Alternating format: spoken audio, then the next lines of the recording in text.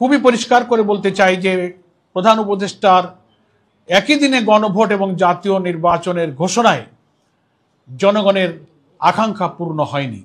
আমরা অধীর আগ্রহে অপেক্ষা করছিলাম যে প্রধান উপদেষ্টার বক্তব্যে এই সংকটের নিরসন হবে। জাতি সে আশায় অপেক্ষা করছিলেন, প্রতীক্ষা করছিলেন। কিন্তু আমরা ভাষণে যে বিষয়গুলো পেলাম, তিনি জনগণের অভিপ্রায় অনুযায়ী দীর্ঘ প্রায় 9 মাস জাতীয় ঐকমত্য কমিশনের এবং রাজনৈতিক দল এবং স্টেক হোল্ডারদের প্রচেষ্টায় যে সংস্কারগুলো নিয়ে আলোচনা চলছিল, তার ভিত্তিতে জুলাই জাতীয় সনদ সংবিধান সংস্কার বাস্তবায়ন যে আদেশ, এই বক্তব্যে সেটা জারি করার ঘোষণা দিয়েছেন যে সে আদেশ জারি করা হয়েছে এবং ইতিমধ্যেই সেটা গেজেট প্রকাশিত হয়েছে। নাম্বার 1। নাম্বার 2, তিনি গণভোট প্রসঙ্গে জনগণের যে অভিপ্রায় এবং গণ দাবিকে উপেক্ষা করে একই দিনে জাতীয় নির্বাচন এবং গণভোটের ঘোষণা দিয়েছেন। আমরা এখানে বাংলাদেশ জামাত ইসলামীর পক্ষ থেকে খুবই পরিষ্কার করে বলতে চাই যে প্রধান উপদেষ্টার একই দিনে গণভোট এবং জাতীয় নির্বাচনের ঘোষণায় জনগণের আকাঙ্ক্ষা পূর্ণ হয়নি। জনগণের যে অভিপ্রায় ছিল জুলাই সনদের আইনি ভিত্তি এবং জাতীয় নির্বাচনের আগে কি কি বিষয়ে সংস্কার হলো,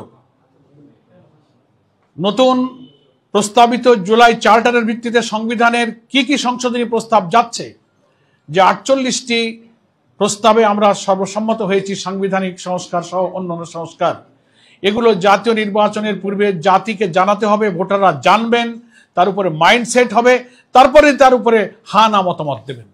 কিন্তু একই দিনে জাতীয় নির্বাচন, একই দিনে গণভোট হলে ভোটার তো সেই জুলাই চার্টার সম্পর্কে অবহিত হয়ে তিনি হা না ভোট দেবার পূর্বে তিনি তো সেটা আগে বুঝবেন, মাইন্ডসেট করবেন।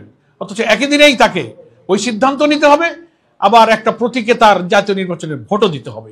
এটা একটা সংকট তৈরি করবে। আমরা বারবার অনুরোধ করেছি, যুক্তি দিয়েছি, এটাও আমরা বলেছি যে বাংলাদেশের জাতীয় নির্বাচনের ইতিহাসে কেয়ারটেকার হোক আর যত নিরপেক্ষ নির্বাচনের কথাই আমরা বলি, প্রত্যেকটি নির্বাচনে কম বেশি কিছু কিছু ভোট কেন্দ্রে সহিংসতা হয়ে থাকে, বিশৃঙ্খলা হয়ে থাকে। 2-5টা কেন্দ্র বন্ধ হয়ে গেল, গোলাগুলি হলো, স্থগিত হয়ে গেল। তো একই দিনে ভোট হলে এমন ঘটনা তো যে কোনো কেন্দ্রে ঘটতে পারে, 5টা কেন্দ্র বন্ধ হয়ে গেল। তাহলে জাতীয় নির্বাচন প্রতীকের ভোট বন্ধ হলো, সেই দিন গণভোটের দশাটা কি হবে? এর কোনো জবাব নাই। জুলাই সনদে এই যে 12.5 কোটি প্রায় ভোটার কি কি বিষয় হা বলবে না বলবে, বিফোর ন্যাশনাল ইলেকশন জাতিকে সেটা জানতে হবে, স্টাডি করতে হবে।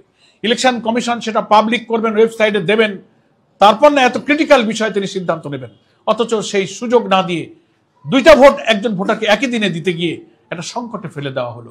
আমরা যে সংকট নিরসনের জন্য বাংলাদেশ জামাত ইসলামী সহ 8টি ইসলামী এবং দেশপ্রেমিক সমমনা দল দাবি করে আসছি যে এই ভোটটা জাতীয় নির্বাচনের আগে করতে হবে, তাহলে এটার আইনি ভিত্তিটা দৃঢ় হবে। এটা নিয়ে পরবর্তীতে আদালত এবং আইনি ভিত্তি নিয়ে কোনো প্রশ্ন উঠবে না। সেই সংকট কিন্তু রয়েই গেল, এই সংকটটা নিরসন হলো না। এটা হচ্ছে আমাদের জামাত ইসলামীর আপাতত প্রতিক্রিয়া। আমাদের একই আন্দোলনের সাথী সহযোদ্ধা আরও 8টি রাজনৈতিক দল ইতিমধ্যেই প্রত্যেক দল তার নিজ নিজ দলীয় ফোরামে তাদের এই ভাষণের উপরে প্রতিক্রিয়া পর্যালোচনা নিজেরা করছেন, এবং পরে আমরা 8 দল সম্মিলিতভাবে আমাদের করণীয় ইনশাল্লাহ স্থির করব। আমাদের শীর্ষ নেতৃবৃন্দ বিস্তারিত পর্যালোচনার পর সে ব্যাপারে আমাদের আরও প্রতিক্রিয়া ব্যক্ত করবেন। এই কারণে যে এই ভাষণের মধ্যে যেমন জুলাই জাতীয় সনদ বাস্তবায়নের আদেশ জারি হলো, গেজেট হলো, তেমনি গণভোট আর জাতীয় নির্বাচন একদিনে হলো। আবার গণভোটে যে ব্যালটে কি কি যাবে সেই বিষয়গুলো যাওয়ার কিছু বিষয় আজকে ভাষণে প্রধান উপদেষ্টা উল্লেখ করেছেন, সেটারও বিশ্লেষণ প্রয়োজন।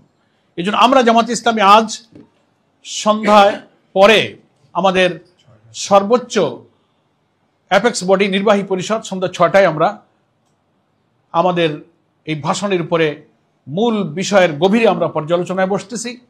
সেখানে আমাদের লিগ্যাল এক্সপার্টরা থাকবেন। আমরা আশা করছি বিস্তারিত এই সব বিষয়ের খুঁটিনাটি পর্যালোচনা করে আমরা এ ব্যাপারে আরও বিস্তারিত প্রতিক্রিয়া ইনশাল্লাহ আপনাদের কাছে পরে জানাবো। তবে আমরা আজকে সংক্ষেপে এতটুকুই যে এই ভাষণে একই দিনে গণভোট আর জাতীয় নির্বাচনের ঘোষণা দেওয়ায় জনগণের আকাঙ্ক্ষা পূর্ণ হয়নি। যে সংকটমুক্ত স্বচ্ছ নির্বাচনের আশা আমরা করেছিলাম সে সংকটটাই কিন্তু রয়ে গেল। জাতীয় নির্বাচন সুষ্ঠু সুন্দর হওয়ার প্রশ্নে আমাদের যে ঐক্যমত এবং আমাদের যে প্রচেষ্টা সেখানে একটা সংকট আমাদের রয়েই গেল। আমি আপাতত জামাত ইসলামী পক্ষ থেকে এতটুকু প্রতিক্রিয়া আপনাদের কাছে পেশ করছি। ইনশাআল্লাহ আমাদের আজকের সন্ধ্যার নির্বাহী পরিষদের বৈঠক শেষে আমরা একটা সময় নির্দিষ্ট করব। আমাদের নেতৃবৃন্দ আপনাদের কাছে বিস্তারিত এই ভাষণের উপরে প্রতিক্রিয়া খোলামেলা বক্তব্য রাখবেন। সকলকে ধন্যবাদ। আপনারা সবাই ভালো থাকবেন। জাতির সকল সংকটে, রাজনীতিতে, দেশ গঠনে, গণতান্ত্রিক সংগ্রামে, নতুন বাংলাদেশ গঠনে আপনারা যেভাবে সাহায্য করছেন, সারা দেশের সংগ্রামী দেশপ্রেমিক জনগণ, জুলাই যোদ্ধা, জুলাই 24-এর গণ অভ্যুত্থানে আত্মদানকারী ফ্যাসিবাদ বিরোধী সংগ্রামের সকল রাজনৈতিক শক্তিকে আমরা শুভেচ্ছা জানিয়ে আমাদের আন্দোলনের সাথে থাকার জন্য, আমাদের এই প্রিয় জন্মভূমি বাংলাদেশ যেন আর কোনো ফ্যাসিবাদের জন্ম না হয়, এমন একটি রাষ্ট্র কাঠামো আমরা এই নির্বাচনে সংস্কার প্রস্তাবকে সকলের অভিপ্রায়ের মধ্য দিয়ে যেন মেনে নিয়ে গড়ে তুলতে পারি, সবার আশা যেন পূর্ণ হয়, সেই সাথেই আপনারা সবাই থাকবেন সেই আহ্বান জানিয়ে আমি আজকে সংক্ষিপ্ত প্রেস ব্রিফিং এখানেই শেষ করছি। আল্লাহ হাফেজ। বাংলাদেশ জিন্দাবাদ। আমাদের সেই কর্মসূচি এখনো অব্যাহত আছে। 16 তারিখে আমাদের শীর্ষ নেতৃবৃন্দের বৈঠক হবে। সেই বৈঠক থেকেই ওই কর্মসূচির এবং এই ভাষণ সংক্রান্ত বিষয়ে 8 দলের কি প্রতিক্রিয়া সম্মিলিতভাবে আমরা আশা করছি আমাদের শীর্ষ নেতৃবৃন্দ সেদিনই সব বক্তব্য রাখবেন। এর আগে যে ঘোষণাগুলো দেওয়া হয়েছে সেটা বহাল আছে, সবই বহাল থাকবে। পরবর্তী ঘোষণা আমাদের নেতৃবৃন্দের না আসা পর্যন্ত গতকালকের সাংবাদিক সম্মেলনে আমরা যা বলেছি 8 দল, সেটার উপরে আমরা বহাল আছি। সেক্রেটারি জেনারেল মহোদয়, প্রধান উপদেষ্টা যে তারিখ ঘোষণা করেছেন গণভোট এবং জাতীয় নির্বাচন একই দিনে, এটা পরিবর্তনের জন্য আপনারা কি আনুষ্ঠানিকভাবে কোনো সিদ্ধান্ত? আমার এই বক্তব্যের মধ্যে সব পরিষ্কার হয়ে গেছে, যদি বুঝে থাকেন। ধন্যবাদ সবাইকে। আসসালামু আলাইকুম।